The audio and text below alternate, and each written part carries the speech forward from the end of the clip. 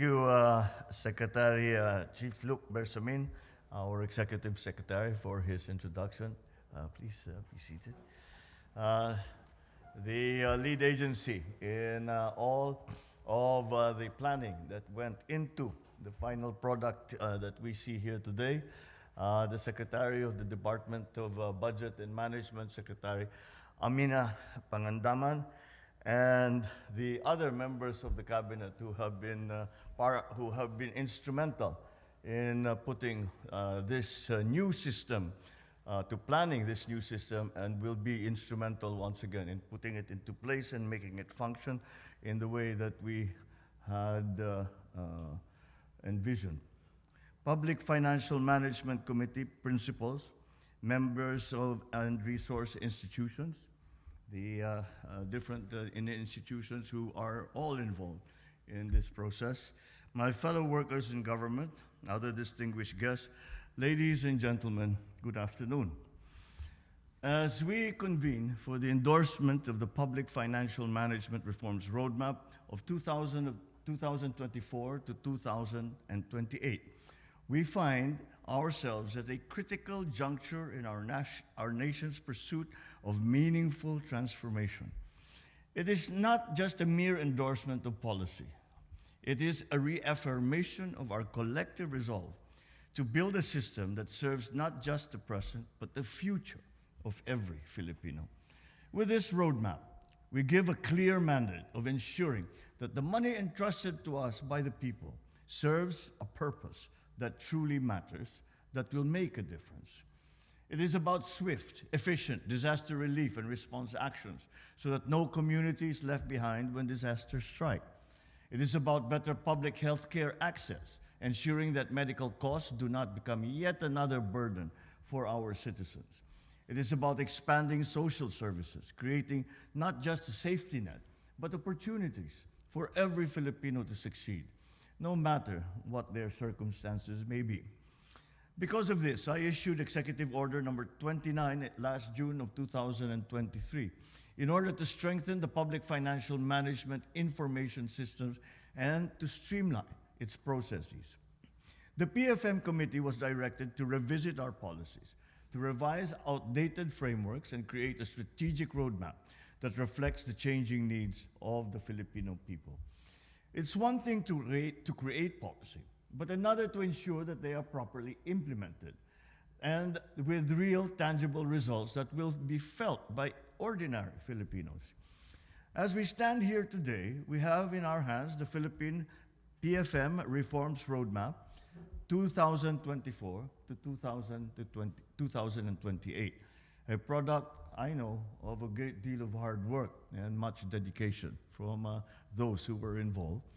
That challenges the status quo. We question what we have grown accustomed to and drive change that require not just technical expertise, but in fact requires courage and conviction and an exercise of political will. It emphasizes stronger coordination in resource management, greater capacity building, wider integration of technology, and stricter implementation of financial programs across sectors. In this new PFM, we are committed to synchronize planning and budgeting at our local, regional, and national levels, as well as streamlining our institutional frameworks to reduce the time spent on bureaucratic processes. Because the faster we move, the faster we deliver our services to our people. For cash management policies and processes, the monthly disbursement program schedule will be revisited, and the payment systems for public expenditures will be modernized. There will be an assessment of non-compliant agencies with the preparation of asset management plans. We will also conduct measures to address their issues. Moreover, capacity building programs for lagging agencies will also be implemented, and so that we adopt these new systems together, and that there is a common, shall we say, language between all of the agencies.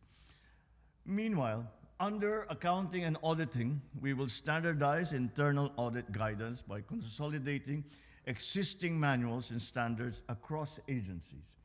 As part of the capacity development focus, we work towards the creation of a PFM Institute with expert practitioners and dynamic training courses for all of those who are working within the system. Ladies and gentlemen, digitalization is not just a trend, but it is a necessity in making informed decisions in the modern world.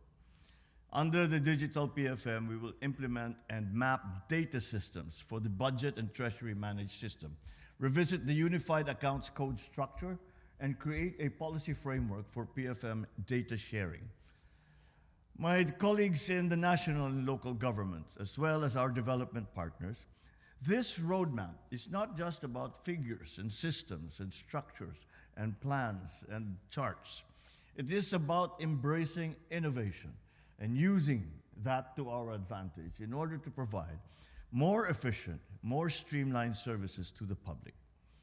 Because true progress is about moving beyond what we have always done and questioning how much we can be, true progress is about how we find ways to flourish in this ever-changing world.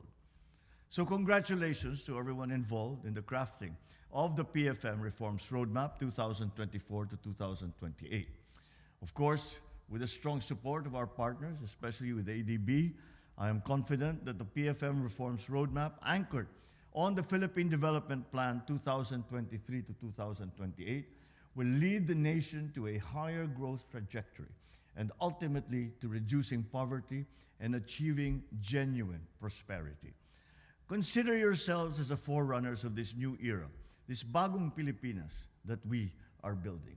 This is one of those building blocks that is necessary if we are to succeed in building a better Philippines. Mabuhay tayong lahat, mabuhay ang bagong Pilipinas. Maraming salamat at magandang hapon po sa inyo.